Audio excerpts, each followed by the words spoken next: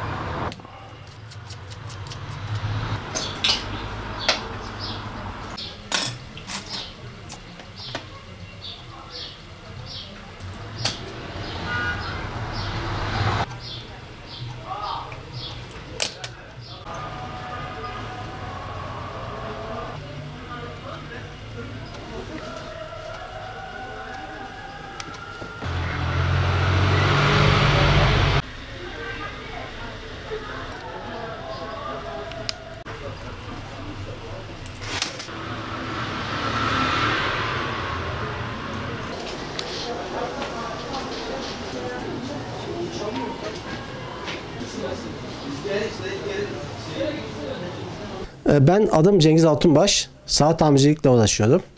Antika saatleri tamir ediyorum. Ali Rıza Altunbaş rahmetli babamdır. Babamdan öğrendim. Hem babam hem ustamdı. Babamdan devraldım bu mesleği.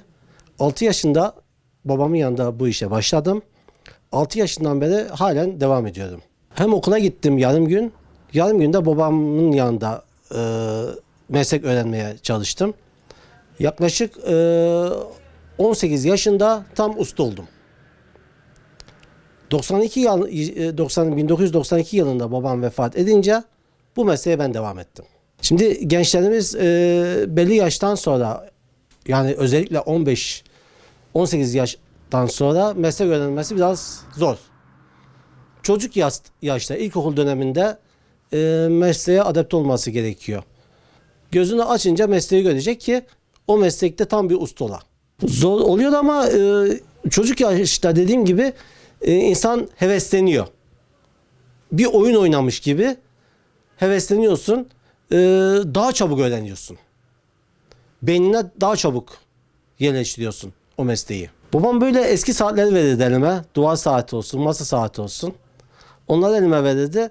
Onları sökmeyle başladım. Yavaş yavaş beceri çoğaldı, heves çoğaldı. Ondan sonra giderek daha çok benimsemeye başlıyor insan. Babam Antep'te en sanatkar ustalardan biriydi.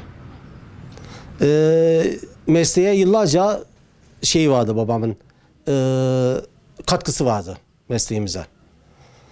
Saatçılıkta çok üst seviyelere gelmişti rahmetli babam. Yani şöyle, antika saatlerde yapamadığı saat yoktu. İşvişçe saatlerinde çok üst düzeyde bir ustaydı babam. Babam bütün birikimlerini öğrenmeye çalıştım ve öğrendim çok şükür. Şu anda Antep'te ben de iyi bir usta diyebilirim kendime. Sadece saatçilik diyemeyiz çünkü bir okul gibi ustanın yanında o mesleği öğrenirken saygıyı, sevgiyi, itaati öğreniyorsun. Ondan sonra bütün müşteriyle olan diyaloğu öğreniyorsun. Mesleği sevmezsen bu mesleği yapamazsın. En büyük özelliği bu mesleği seveceksin. Sevdiğin zaman yaparsın zaten, yoksa başarılı olamazsın. Şimdi bu mesleği 40 yıldan beri sürdürmeye çalışıyorum ve sürdürüyorum. Antep'te de zaten bütün eski yapılmadık saatleri de tamir ediyoruz. Artık Antep sınırlarını da geçtik. Bütün Türkiye'den saatler gelmeye başladı bize. Yapılmayan antika saatler, eski saatler, babadan dededen kalmış saatler, onları tamirini yapıyoruz. Valla bazen yarım günde uğraştığımız oluyor bir saate, gün boyu da uğraştığımız oluyor. Fedakarlık istiyor. Emek, çünkü saati söküyorsun, temizliğini yapıyorsun, bakımını yapıyorsun, arızasını yapıyorsun. Zaman çok alıyor. Öyle kısa bir zamanda anında tamir edemiyorsun. Kolay bir meslek değil. Tamamen kendini vermen gerekiyor o mesleğe. Seveceksin önce. Merak edeceksin. Kendini vereceksin. Ve başarılı olursun. Ama dediğim gibi özellikle çocuk yaşta başlamak gerekiyor mesleğimize. Eleman yetiştiremiyor. Zaten en büyük sıkıntımız o. Eleman yetişmiyor. Eleman yetişmediği için de zaten usta çok nadir ustalarımız kaldı Antep'ten.